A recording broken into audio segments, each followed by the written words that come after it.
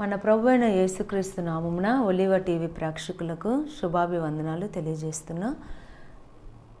మహిమ ministries వారు నిర్వహిస్తున్న మహిమ ప్రత్యక్షత అను మా టీవీ కార్యక్రమాన్ని వీక్షిస్తున్న దేవుని బిడ్డలందరికీ ప్రభువైన యేసుక్రీస్తు నామములో మరొకసారి వందనాలు తెలియజేస్తున్నా. ఈ శ్రేష్టమైన సమయంలో పాస్టర్ రవి ప్రకాష్ గారు దైవ వర్తమానాన్ని మీకు అందిస్తారు. శ్రద్ధగా వాక్యాన్ని విని దేవుని ఆశీర్వాదాలు పొందుకోవాల్సిందిగా ప్రభు పేట మనవి చేస్తున్నాం. Praise the Lord. దేవుని పరిశుద్ధ నామానికి మహిమ కలుగును గాక. మహిమ ప్రత్యక్షత అనే ఈ కార్యక్రమాన్ని వీక్షిస్తున్న మీ అందరికీ ప్రభు పేరట వందనాలు తెలియజేస్తున్నాం. దేవుని బిడ్డలారా, మీరందరూ బాగున్నారా? ప్రభు మిమ్మల్ని దీవించును గాక. ఈరోజు ఒక వాక్య భాగాన్ని ధ్యానించుకుందాం. అది చాలా సంవత్సరాల క్రితం. ఆ దినాలలో ఒక దైవజనుడు చాలా ఏడుస్తున్నాడు, దుఃఖపడుతున్నాడు. ఎందుకు దుఃఖపడుతున్నాడు అని అంటే, ఆ దుఃఖం అవధులు లేని దుఃఖం అనుభవిస్తున్నాడు, చాలా ఏడుస్తున్నాడు. ఎందుకు దుఃఖపడుతున్నాడు అంటే, దేవుడు ఒక వ్యక్తిని రాజుగా చేశాడు. ఆ వ్యక్తి ఎవరు?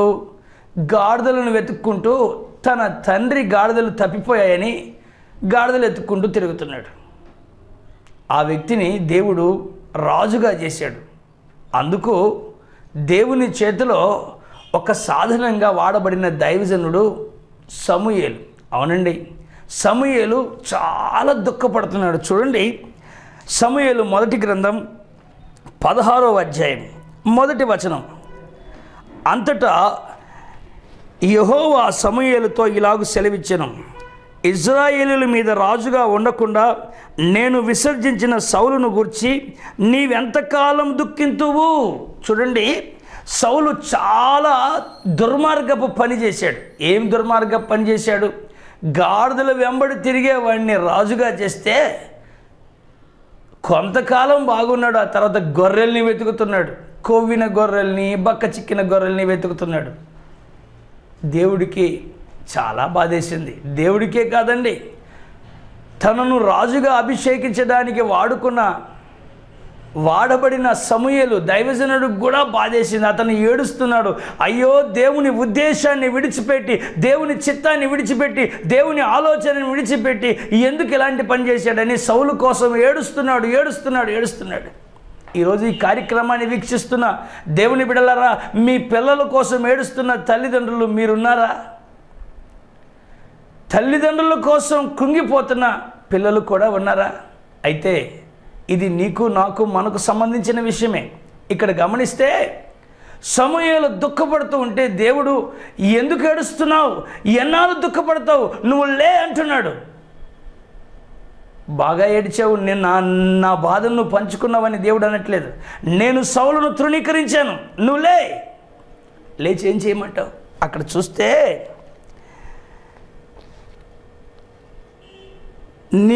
నీ కొమ్మును తైలముతో నింపుము, నీవెంతకాలం దుఃఖింతువు, నీ కొమ్మును తైలముతో నింపుము. అంటే ఇక్కడ దుఃఖముతో ఉన్న వాడికి ఒక మాట ఏంటంటే, నీ కొమ్మును తైలంతో నింపు. దుఃఖంతో ఉన్నాడు కదా,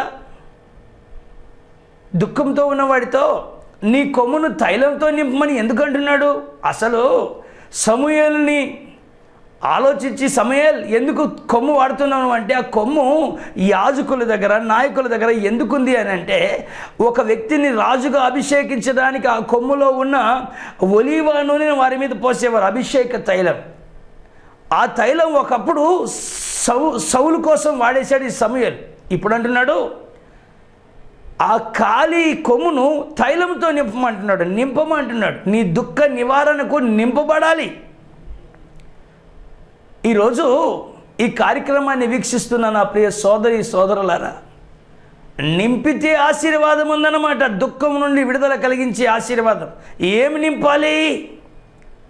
ఒక 3 విషయాలు చెప్తాను, వినండి. బైబిల్ గ్రంథంలో నిర్గమకాండం 16వ అధ్యాయం 32వ వచనం.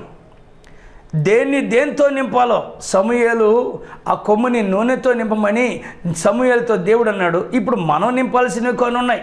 ఏం నింపాలో చూడండి. నేను మీకు ఇచ్చిన ఆహారమును మీ వంశములు వారు తమ యొద్ద ఉంచుకొనుటకు దానితో ఒక ఓమేరు పట్టు పాత్రను నింపమనేను. అంటే ఈ నిర్గమకాండం 16:32లో ఇశ్రాయేలుతో దేవుడు అంటున్నాడు, మీ పిల్లలు తర్వాత పిల్లలు చూసేటట్టు మీరు మన్నాను నింపండి, పాత్రలో మన్నాను నింపండి. మన్నా అంటే ఆకాశం నుండి దిగి వచ్చిన ఆహారం. ప్రియులారా, ఆకాశం నుండి దిగి వచ్చిన ఆహారం, ఆకాశం నుండి దిగి వచ్చిన నిజమైన ఆహారం ఒకటి ఉంది. అదేనండి మన ప్రభువైన యేసుక్రీస్తు వారు అన్నారు కదా, నేనే ఆహారమును జీవాహారమును అన్నాడు. మన పాత్రలు నింపాలి. మొదట వాక్యమని ఆహారంతో మన హృదయాన్ని నింపుకోవాలి. మన హృదయాన్ని ఎప్పుడైతే వాక్యంతో నింపుకుంటామో మన దుఃఖం నుండి మనకు విడుదల కలుగుతుంది. మన హృదయాన్ని దుఃఖం నుండి విడుదల కలిగించుకునే మార్గం ఒకటి ఉంది. అదేనండి వాక్యం చేత నింపబడాలి. సమూయేలు కొమ్ము నూనెతో నింపబడినట్లు మన పాత్రలు మన్నాతో నింపబడాలి. ఈరోజు మన్నాను గ్రహించని వాళ్ళు ఉన్నారు. మన్నా ఎలా కురిసిందో ఇజ్రాయేలు దినాల్లో ఒకసారి ఆలోచిస్తే, ఆకాశం నుండి తెల్లవారుతూ ఉండగా కొత్తిమీర గింజల్లాగా మంచుతో కప్పబడినదైనట్టుగా ఆ పాళ్యం చుట్టూ కుమ్మరింపబడింది. ఆకాశం నుండి కుమ్మరింపబడింది తెల్లవారు. అదేనండి తెల్లవారుజామున దేవుని సన్నిధిలో లేచి, ప్రభువా ఈ దినాన్ని నేను ఎలా నడవాలి అను విశ్వాసంతో ప్రార్థించే జీవితం. అప్పుడు నువ్వు మన్నాను సేకరించగలుగుతావు. దేవుని ప్రియులారా, వాక్య భాగంలో గమనిస్తే మొదట మన్నాను నింపండి. రెండవది చూద్దాం ఒకసారి. ఇజ్రాయేలుల దినాలలో సంఖ్యాకాండం చూడండి. సంఖ్యాకాండం 16వ అధ్యాయం 45-46 వచనాలు. అక్కడ ఏం జరిగింది అంటే, ఇజ్రాయేలీలు పలుమార్లు దేవుని సేవకుల్ని అవమానంగా సనుక్కుంటూ గొనుక్కుంటూ ఉండేవాళ్ళు. ఈ సనుగులు సంశయాలు ఏ ఊర్లోనైనా, ఏ సంఘంలోనైనా, ఏ వ్యక్తిలోనైనా తప్పనిసరిగా ఉండనే ఉంటాయి. నేను ఒకసారి ఒక బస్సు ఎక్కానండి. ఆ బస్సు ఎక్కితే ఎక్కినప్పటి నుండి పక్కనున్న ఇది బాగలేదు, అది బాగలేదు, ఇది బాగలేదు, డ్రైవర్ ఏంటి ఇలా రోజుతున్నాడు, రకరకాల. నాకు అనిపించింది గొనుక్కుంటున్న ఆయన పక్కన కేవలం 30 కిలోమీటర్లే నేను ప్రయాణం చేశాను. ఆ 30 కిలోమీటర్లు ప్రతి నిమిషం కూడా నాకు నరకంలాగా అనిపించింది. సనుగుడు గొనుగుడు. అదే కొన్ని రోజుల తర్వాత మరోసారి ప్రయాణం చేస్తే ఎంత కష్టమైన ప్రయాణం, ఇంచుమించు 2 రోజులు ప్రయాణం చేయాలి. ఆ ప్రయాణంలో పక్కనే ఎవరు కూర్చున్నారో తెలుసా? ఆ చుట్టూ ఉన్న ప్రకృతిని ఆస్వాదిస్తూ చక్కగా మంచిగా పలకరిస్తూ దారిని వెళ్ళే వాళ్ళని పలకరిస్తూ ఆ ప్రయాణం ఎలా ఉండిందంటే ఎంతో సంతోషంగా ఉందంటే అంత సంతోషంగా ఉంది. ప్రతి సన్నివేశం కూడా అతను ఎంజాయ్ చేస్తున్నాడు. ఆయన పక్కన నాకు సంతోషంగా అనిపించింది. దేవుని ప్రియులారా, మీరు కూడా మీ ఇంట్లో ఎప్పుడు గొనుక్కుంటూ ఉన్నారనుకోండి, మీ భర్తకు నీ సనుగుడు గొనుగుడు ఆ ఇల్లే ఒక నరకంలాగా అనిపిస్తుంది. నీ భార్యకు ఆ ఇల్లే ఒక నరకంలాగా, నీ పిల్లలకు నీ ఇల్లే నరకంలాగా అనిపిస్తుంది. ఎప్పుడు గొనుగుతూ ఉండకండి. స్తుతిస్తూ ఆరాధిస్తూ ఉండే హృదయాన్ని కోరుకోండి. సనుగుని సంశయాలని పక్కకు పెట్టి స్తుతి ఆరాధనని హృదయంలో పెట్టుకోండి. చూడండి, ఇశ్రాయేలీయులు గొనుగుతూ ఉంటే ఆ సంఖ్యాకాండం 16వ అధ్యాయంలో దేవుడు వారి మీదకి తెగులు పంపించాడు. తెగులు మామూలుగా కోళ్లకు తెగులు రావడం చూసాం, కానీ ఇశ్రాయేలీయుల మీదకి తెగులు వచ్చింది.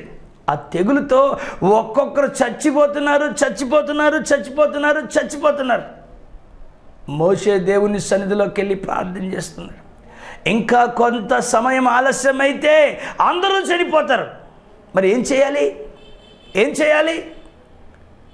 అప్పుడు లేఖన భాగాల్లో చూస్తే 16వ అధ్యాయం సంఖ్యాకాండం 16వ అధ్యాయం 45-46 చదివితే, నీ వెళ్ళి బలిపీఠపు నిప్పులతో ధూపార్తిని నింపమంటాడు. చూడండి, ఈ సందేశాన్ని ఆలోచించండి. ఒకటి, పాత్రని మన్నాతో నింపాలి.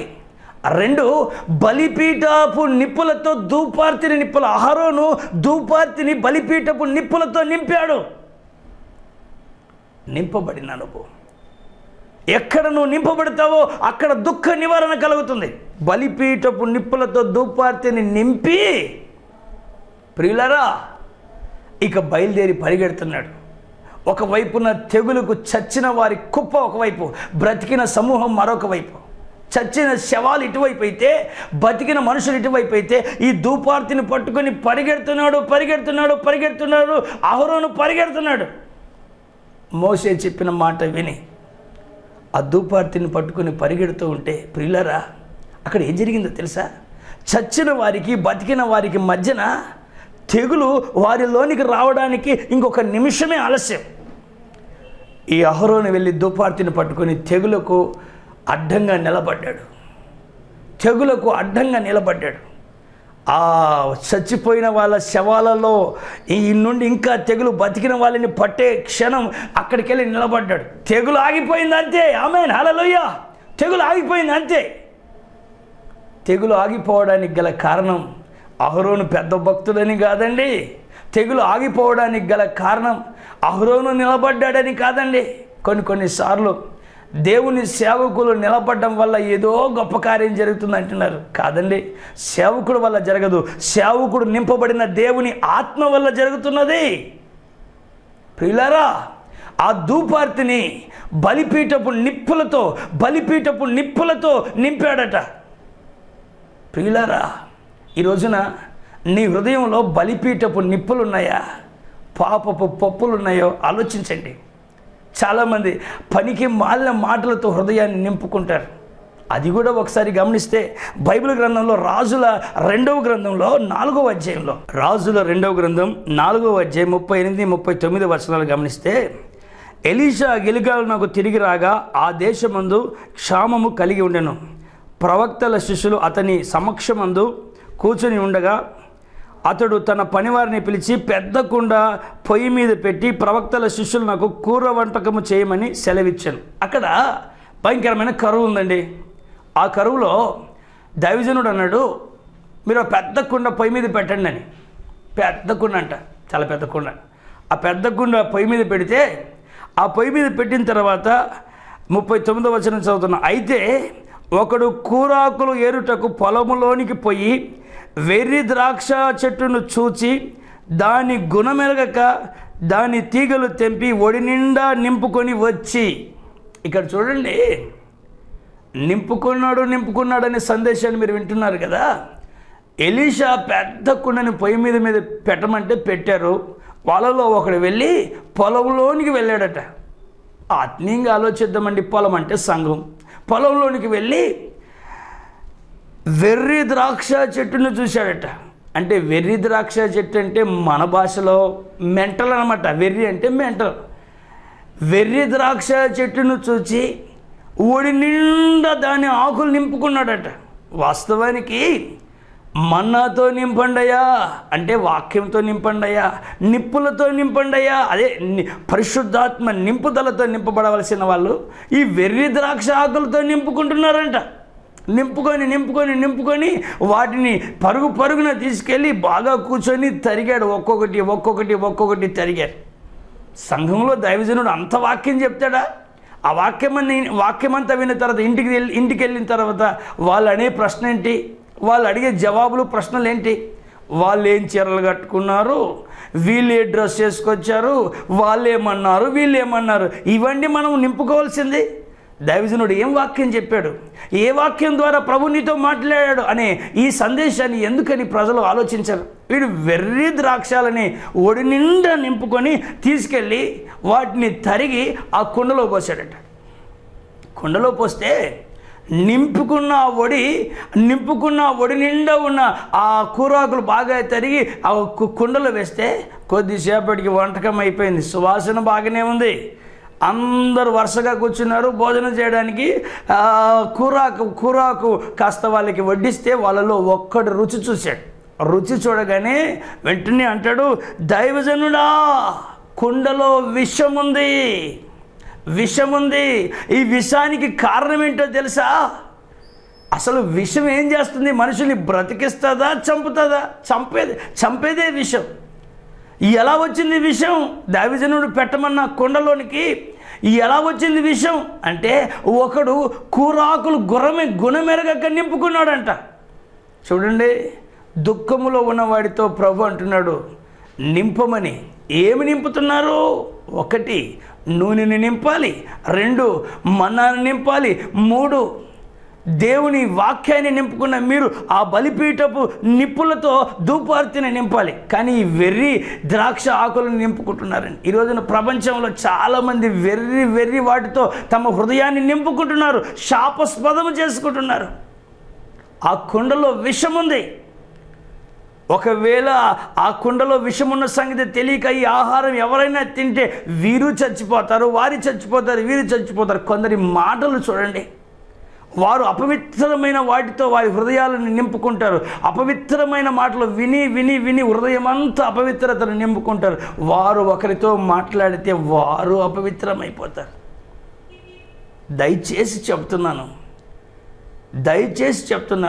పిచ్చి పిచ్చి మాటలతో మీ హృదయాన్ని నింపుకోవద్దండి. దానివల్ల మీ ఇంట్లో విషం వస్తుంది, మీ హృదయంలోనికి విషం వస్తుంది. ఆ విషం తిన్న వాళ్ళందరూ చచ్చిపోతారు.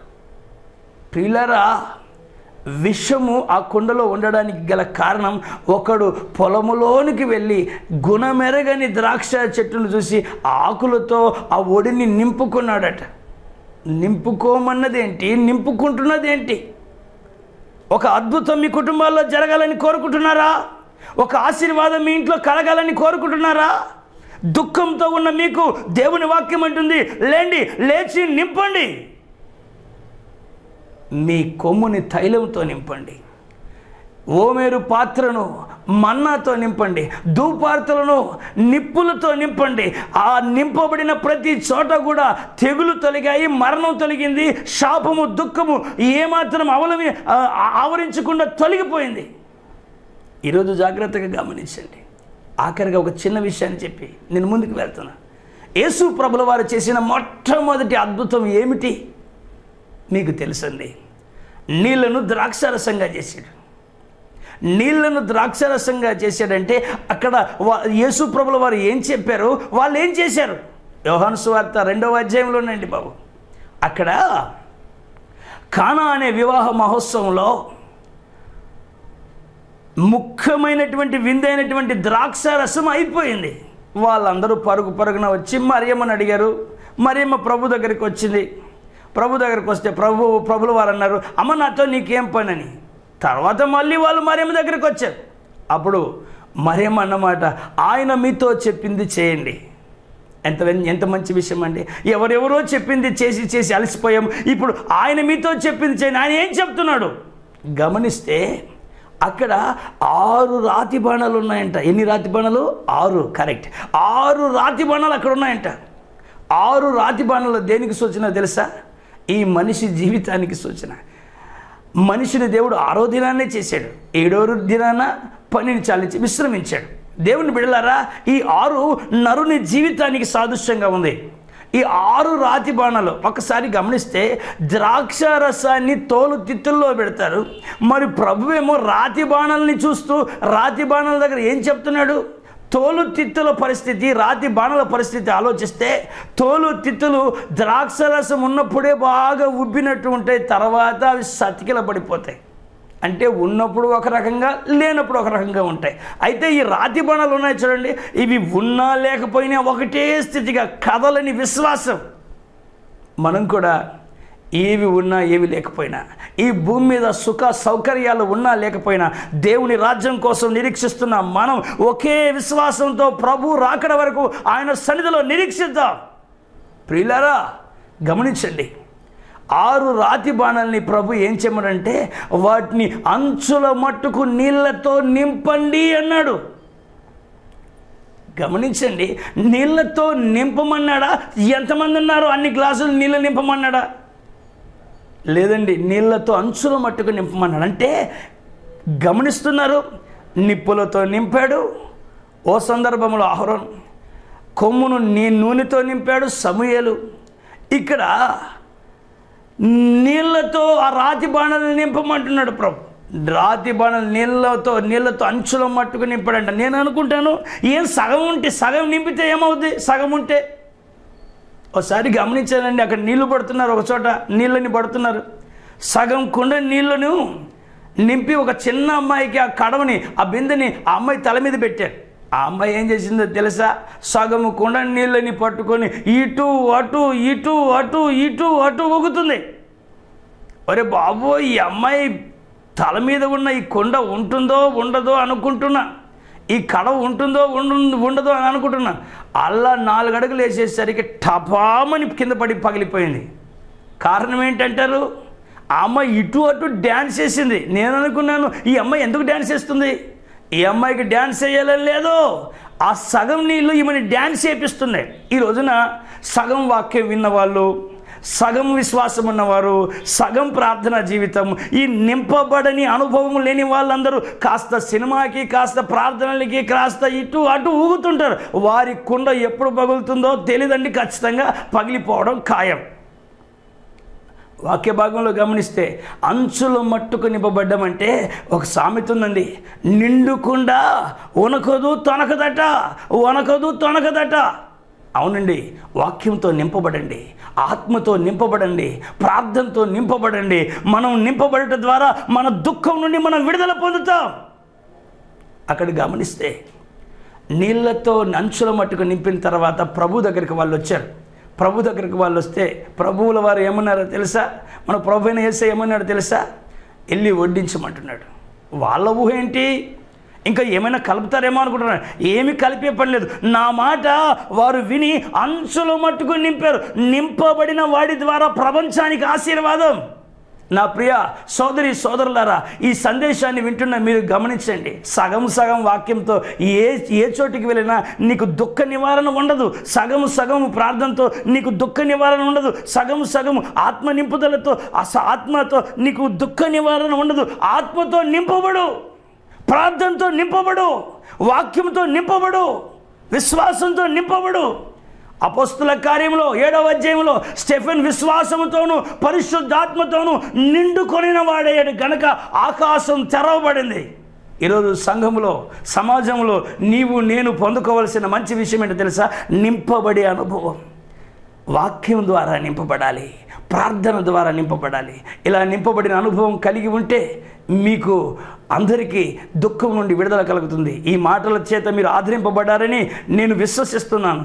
అయితే నాతో పాటు ఏకీభవించండి. మీకోసం నేను ప్రార్థన చేస్తాను. దయచేసి అందరు కన్నులు మండి ప్రార్థన చేసుకుందాం. పరలోకమందున మా ప్రభువా, దయగల తండ్రి, ఈరోజు నీ బిడ్డలు విన్న ఈ సందేశం ద్వారా ఇప్పటి వరకు సగం పాత్రలుగా, ఒట్టి పాత్రలుగా, కృంగిపోయిన అనుభవంలో దుఃఖంలోనే మిగిలిపోయిన పాత్రలుగా ఉన్నారేమో తండ్రి. ఈరోజు వారిని నిన్నైనటువంటి ఆశీర్వాదంతో నింపండి. అహరోను ధూపార్తి నిప్పులతో నింపబడినట్లు, ఓమేరు పాత్ర మన్నాతో నింపబడినట్లు, రాతి బాణలు నీళ్లతో నింపబడినట్లు వీరి హృదయాలు నీ ఆశీర్వాదంతో నింపబడినట్లు సహాయం చేయండి. వాక్యం చేత, ప్రార్థన చేత, పరిశుద్ధాత్మ నింపుదల చేత నీ బిడ్డలను నింపండి ప్రభా. నీకోసం నిండైనటువంటి విశ్వాసంతో నీ రాకకు ఎదురు చూడడానికి సహాయం చేయండి. విశ్వాసంతోనూ పరిశుద్ధాత్మతోనూ నిండుకున్న స్టెఫెను కోసం ఆకాశపు ద్వారాలు తెరిచినట్టుగా నింపబడిన విశ్వాస జీవితం కలిగిన మా కోసం నీవు గొప్ప ద్వారాలు తెరుస్తున్నావు తండ్రి. ఇదిగో ఈ ప్రార్థనలు ఏకోపిస్తున్న వీరికి అనేక ద్వారాలు తెరిచి ఆశీర్వదించమని, మీరు మహిమ పొందమని యేసు పరిశుద్ధ నామములో ప్రార్థిస్తున్నాము తండ్రి. Amen, amen, amen. ప్రభు మిమ్మల్ని దీవించును గాక. Praise lord. మహిమ ప్రత్యక్షత వర్తమానాల ద్వారా మీరు మీ కుటుంబాలు ఆశీర్వదించబడ్డారని విశ్వసిస్తున్నాము. మీ ప్రార్థన అవసరతలకై సంప్రదించవలసిన మా చిరునామా: Mahima ministries, pastor S Ravi Prakash, Mahima ప్రార్థనా మందిరం, మండిగిరి బైపాస్ రోడ్, ఆదోని మండలం, కర్నూలు జిల్లా. మా ఈమెయిల్ ఐడి mahima.jesus@gmail.com. మా సెల్ నెంబర్ 9291234532 మరియు 9030689779.